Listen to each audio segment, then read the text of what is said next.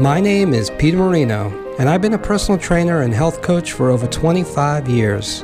In the 90s, I competed in bodybuilding and dabbled in modeling. I wrote dozens of articles for websites, magazines, and journals. I even created a kids' fitness DVD in 2006 and won a Best Instructional Documentary Award for it. In the past 6 years, I've also been a social media influencer for many large brands. But throughout most of my career, I've been an entrepreneur, and I know how tough it is to stay afloat in this competitive market. So I thought, it's time to give back to all the fitness professionals trying to grow their brand. That's why I created Getting Personal with Trainers. I want your voice to be heard while providing a captive audience.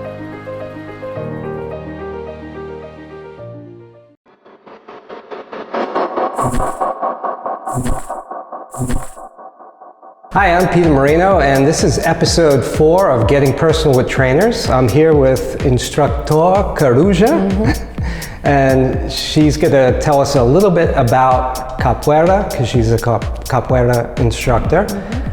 Can you please introduce yourself and explain a little bit about Capoeira, what it is, the background, and all that? Sure. So my name is Instrutora Coruja. Capoeira is an Afro-Brazilian martial art that was created roughly 500 years ago. Enslaved people in Brazil were not allowed to have any form of martial training, and so one way they were able to fight back against their oppression was to create this dance-like fight, this fight-like dance called Capoeira. Capoeira is usually seen as a performance art or a martial art. Some people say it's like a dance. Because martial training was illegal and the punishment was beheadment, they really had to hide their culture and hide this fight within a dance called Capoeira. Can you tell us a little bit about your background? Like how did you get into Capoeira? What attracted you to it? Sure. So I am not Brazilian, I'm Italian American. I was born in New Hampshire. I grew up in Poughkeepsie, and I've been a resident of the Bronx this is my 21st year. When I was an undergraduate, I had a professor come to me, my sociology professor, and said, "Oh, you should travel to Brazil with us." I said, "Oh, I've already been on a term abroad." My school was very passionate about students traveling internationally, and you could only go on one. So she said, "Well, if you write a thesis topic that you have to go there to research, they'll put you number 1 on the wait list." I said, "Okay, I don't know what to research." So I came up with this elaborate project, and she said, "No, you can do that in the library, try again." She said, "Look, while you're waiting, just take Portuguese 101 because it's a prerequisite." I took Portuguese 101. It was at 7:30 in the morning. I was 19 years old, and I needed some extra credit. And so my professor said, "Oh, there's this workshop. If you go, I'll give you all extra credit. It's Capoeira." So, okay, now this is 1990 something. I didn't really have access to internet. I said, "What is that? I'll go check it out." And I went in and I fell in love. And so we had this workshop, and I think back to me physically doing it. I was so bad, but I didn't even care. And I remember walking out in the rain and thinking, I'm gonna do this for the rest of my life. I love this. It's music that I love. It's dance that I love. It's working out that I love. And I went home and I hopped on my dial-up and I tried to find a reason to go to Brazil. And I wrote this proposal, and my teacher said, "Yes, that you have to go to Brazil to study." And I wound up being selected and traveling to Brazil for a semester to do academic research on Capoeira. Wow. And now when I go back and I read my research, I didn't know anything about Capoeira at the time, but I learned by just going to Brazil and traveling and speaking to dozens of teachers and mestres to learn about what Capoeira is.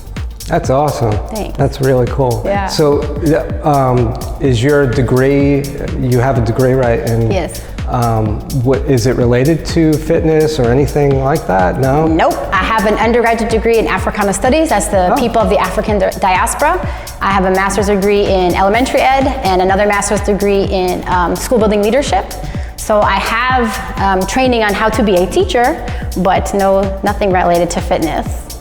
But at least you have African studies, you said? Mm-hmm. So that's kind of related, yeah, because it was made by them. Yeah. So that's really cool. Wow. So you kind of explained this, but what motivates you to be in this field? Like, is there anything else that attracted you to Capoeira and fitness in general? I love to work out. In high school and college, I played soccer, I played basketball. I ran track. I'm very slow, but I ran track. And I really like to work out. And when I found capoeira, I also like music. I trained a flute elementary school through college. I love to sing, and capoeira kind of mixed all of those things together. When I do capoeira, my job is very stressful, and now with COVID, my daytime job is very stressful. And when I do capoeira, I just feel like free. I feel like we make a circle and we play in the roda, and that's the circle, and I don't think about anything. And my very first capoeira teacher would say to me, "What do you think about in the roda?" And I would say, "My kicks, my wrong, wrong, wrong, wrong." And one day I said, "Nothing." And he said, "Yes, you're right, nothing." And so what motivates me is like, I love music, I love the movement, I love the community. And capoeira, they say, is an art of liberation because it was created by enslaved Africans. Yeah.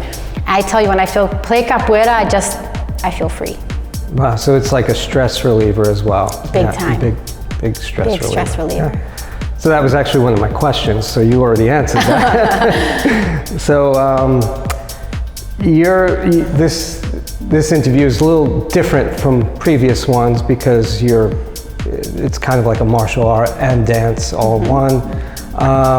But have you gone into anything else in the fitness field? Like, have you gotten certified in anything besides capoeira, or just capoeira? Just capoeira. So unlike other martial arts, it takes at least 30 years to become a mestre. So become a master. Right. So I'm an instructor, I'm instructor, and that took me 20 years to get. And so each rank is considered, you have permission to do certain things. So at my level, Instrutora, I'm certified to teach, to have teachers certified under me, like Gradual Farinha, who also assists me in teaching. I'm allowed to have my own location, and so there are certain certifications in my organization, in capoeira, but officially degree-wise, no. Okay, all right, it's different. Yeah, it is, it's very different. Is there any specific like routine or movement that you really like in capoeira?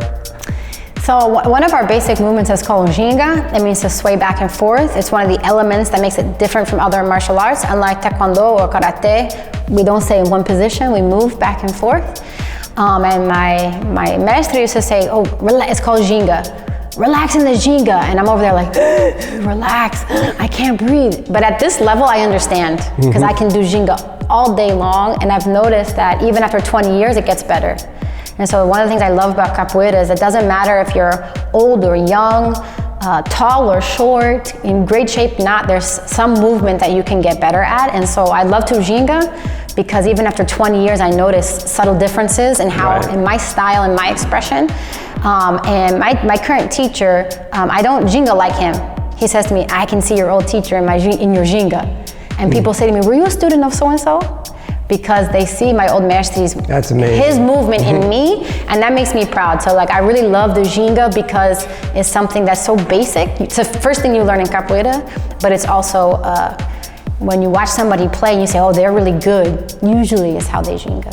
Yeah, that's cool. And then it's kind of like, if that instructor was to pass, you're allowing them to live on with your movement that you imitated. Yeah, that's really powerful. Like my first master, the Master Bonjour, he used to say, "My capoeira can't die with me. It has to live through you." And he no longer does capoeira, but it does. And my current teacher, I play like him now, and so it's like a little piece of the person who's teaching you. Yeah, their legacy does live on with the person who's learning. Very cool. I like that. Me too. Me too. So, a little fun question here. What's like a little known or unique fact about you that you'd like people to know about? It's funny. In my world outside of capoeira, nobody knows that I sing. Oh, I didn't know that either. I love to sing, and in capoeira, I've gotten a lot of, "Oh, you're that girl that was singing." I love, one of the reasons I love capoeira is the music. So enslaved Africans hid the fight within a song. They were allowed to have certain religious ceremonies as long as it looked like Christianity. That was Catholicism was the dominant religion in Brazil. And so a lot of the songs they sing about saints, it's not really about saints. A lot of the songs they sing about going to church, it's very subversive. And I tend to gravitate towards this one type of song. It's called a quadra. capoeira, you sing four. It's like a story in parts of four. Because it tells the history of capoeira. A lot of the songs are about overcoming struggle. A lot of the songs, like I was singing, I have a young daughter and I was singing to her, and my husband was like, that song's a little dark to sing to a baby. I was like, yeah, but it's beautiful. And I was like thinking about the meaning of it, and I was like, oh yeah. But in my world outside of capoeira, people don't know that I sing. That's cool. And so I love to sing, and capoeira gives me a platform to do so. Awesome. In terms of your students, you know, through COVID, a lot of trainers have used social media and Zoom to continue training their clients. Have you done anything like that? Do you use any kind of technology that enables you to still see your students? Yeah, yes and no. So my younger students, not so much. There are a lot of, I have classes for little kids and older students, teenagers. And I live in a very small space, and we have decided that Zoom's just not going to work for us. And so I haven't really been teaching via Zoom, but I have my website and social media, and we have a WhatsApp chat group, and that's actually, we have two separate ones, one for chit chat, which the teenagers are on, and one for business, which the adults are on. And WhatsApp has actually really helped me stay connected to capoeira. Okay. So my teacher, Contramestre Chuvisco, I can't attend his classes. So he films the movements for me, the training. He sends it to me on WhatsApp. I train it on my own. I send it to Graduado Faria. He trains on his own, and then we send back to each other. And so even though we haven't been able to be live via Zoom, also I Zoom all day, and I don't want to Zoom anymore when I get home. It's enabled me to have access to my teacher who lives in downtown Manhattan, and to my highest ranking student, Faria, who lives in Tarrytown. And so WhatsApp has really provided us a platform to still train and stay connected. And I have the teenagers chat silenced because they're chatting all day. But it's all right, that's cool. That's different. You know, most people are using Zoom, but that kind of makes sense because you're a teacher, you're on Zoom all day, you're sick of that. Yeah. I totally understand that. And it allows you to work out at your own convenience. And so normally we have a fitness classes at 6 p.m. or 7 p.m. This enables me, if I want to get up at 5 a.m. on a Saturday, I have access to my teacher's training when it's convenient for me. Right. And by filming it, I still have access to feedback to grow. Yeah. Cool. All right, a little fun question here. If you were granted a superpower, just one superpower, what would it be? It's funny, working in the middle school, kids ask this all this time, and I always have a different answer. Right now it'd be like, I didn't need sleep. I could run on no sleep because I'm very sensitive to sleep. And I know sometimes I thought, I have to train capoeira today. How am I gonna find the energy? Because I'm tired. And so if I could function without or very little sleep, I would love, that would be nice. Yeah, I need a lot of sleep. I would like that superpower as well. Yeah. So how can people get in touch with you? People that are watching this, they want to learn more about capoeira and train with you. How could they get in touch with you? Yeah, so our school's website is thecapoeiracenter.com. If you just Google Capoeira New Rochelle, all of our socials will come up. We're on Instagram, capoeira.newrock. Okay, so this was great. I'm glad we had you on. This was very different from previous episodes, and I'm glad we got to share capoeira with everyone out there. Yeah, I think you too. So one of the things I like about teaching here is it's very family friendly. I feel comfortable and safe. I have students from 3 years old to 60 years old, and I love the family atmosphere here. It makes it easy to teach a community-based art where you feel it's a community. Thank you. You're welcome. That's all for this episode. See you next time.